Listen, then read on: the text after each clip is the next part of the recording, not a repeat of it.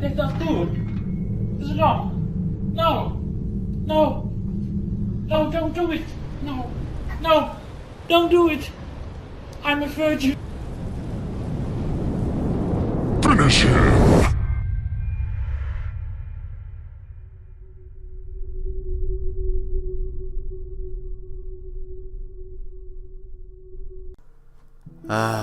Dark Souls. With the new Dark Souls remaster right around the corner, I figured it would be a good time to go back and look at some of the highlights in the series. Out of the 5 Soulsborne games, I believe there is one that most people can agree stood out among its peers. It provided a world full of twists and turns, quite literally, with a plethora of lore. The bosses are some of the most memorable in the franchise, and the soundtrack is one of a kind. I'm talking about the original Dark Souls. Though Dark Souls was not the first game in the Souls genre, that title going to Kingsfield, also by From Software, it was the game that popularized the genre and gave it its name. So, what exactly is a Souls-like game, or a game in the Souls genre? Many people have a tough time figuring this one out, as most people say, difficult game, Crash Bandicoot is Souls-like. But how I define a game in the genre is where difficulty and exploration are the main priorities. Every time the player dies, they lose something important and are sent back to their last checkpoint. Also, this difficulty cannot be unfair, but instead a challenge which is based off the player's skill. So why did I define the genre? Well, as I said earlier, it was the game that put the genre on the mainstream, on the map, though it had help from its spiritual predecessor, Demon Souls. Dark Souls was the first game to truly capture gamers' hearts. Dark Souls is special and will never ever be replicated completely, not even with a remaster. So what made it so special?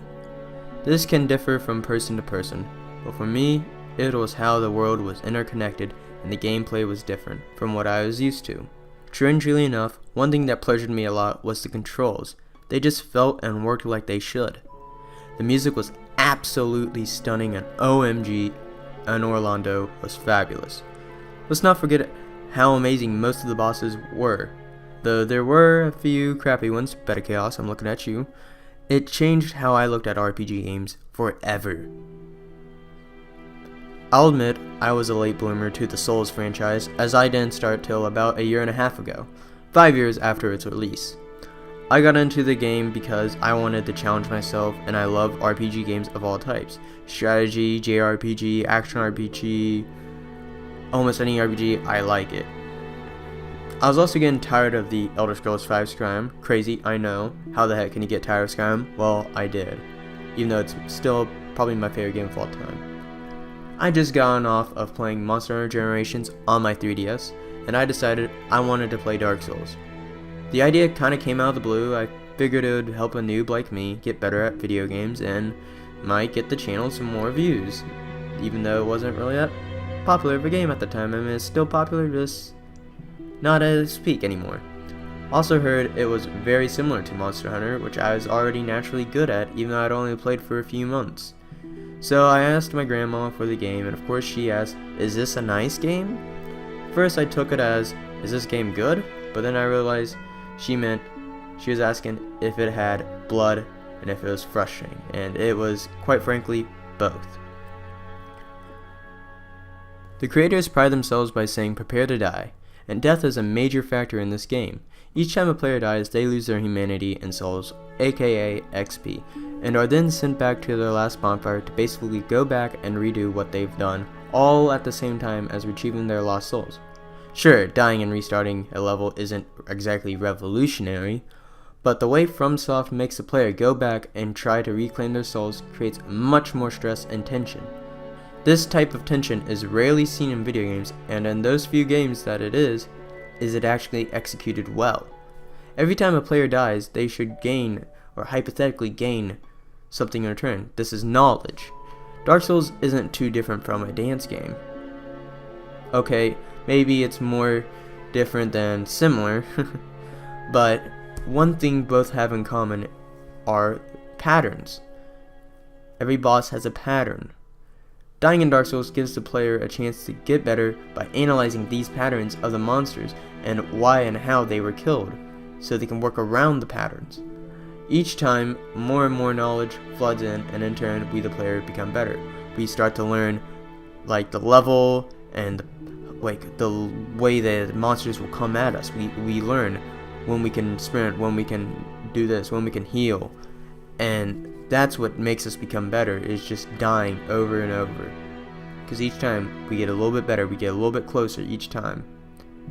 The level design was integral to the game's success. Think of it as a seamless Zelda game on steroids. The way the world and levels were designed were flawless, except for Lost Izalith. That part of the game was just complete. Orlando was easily the cream of the crop. It is probably the best level I've seen in gaming. It had traps, hidden areas, a ridiculously tough boss fight, and retarded archers. I mean, it had it all. One of the game's biggest strengths was the boss fights. There were so many memorable bosses in this game, such as Sif the Great Grey Wolf, Lord of Cinder Gwyn, Dragon Slayer Ornstein, and Executioner Smog, just to name a few. The DLC brings even cooler bosses such as Calumet, Manus, and the best of all, Knight Artorias. Some of these bosses are the best gaming has to offer. They all, except for the demons, feel unique and provide a fair challenge. The demons, they're just reskins. Player is confronted with this challenge of slaying a boss, and after all the struggles, once we rise victorious, we feel relief. This is a huge part of why Dark Souls succeeds. The last thing I want to go over about is the music in the game, which I feel is highly underrated, and really just not in Dark Souls, but in most games, music is underrated if it's not from Final Fantasy or Zelda. Like the bosses, they all feel unique. My personal favorite song is the Gargoyles theme because the intensity and high pitch of the song really do complement the battle so well. It just brings that like the stress and tension in the fight. In order for a song to be fitting, or I would like to say good, you have to take away the visual, which is the boss fight, and just picture up an image of what like the song makes you think of, and if it fits the boss, it's golden, or at least makes sense. I mean, if you have a crazy boss and the song's whack, it fits. It may not be good, but it fits. And FromSoft did a very well job at this, and I just want to say bravo From. The game, despite all of its flaws, remains a masterpiece and is what I would even consider to be the pinnacle of gaming, as it was able to create its own subgenre and influence games such as The Legend of Zelda Breath of the Wild, which is now considered to be the best game of all time. Dark Souls is a one-of-a-kind game that I feel everyone should play at least once in their lifetime. With Dark Souls Remastered coming to PS4, Xbox One, and PC, many people are going to have the chance to experience the game like the first time Souls players did. I would love From to tweak a few things and maybe change the combat. I will cover this in another video down the road. But I also would rather see more newbie players joining the Souls franchise, where most of us started Dark Souls 1. Also guys, I just want to let you all know, this is the state tournament week for wrestling, and I'm currently ranked 2nd in the state right now, so guys, please wish me the best of luck in this tournament. I would really appreciate it. This is my biggest chance at getting my first state title. Also guys, remember to smash that like button and subscribe for more content. Also, hit that tiny bell icon by the subscribe button so you don't miss out on any of our videos and live streams. Thank you guys for tuning in, and praise the sun.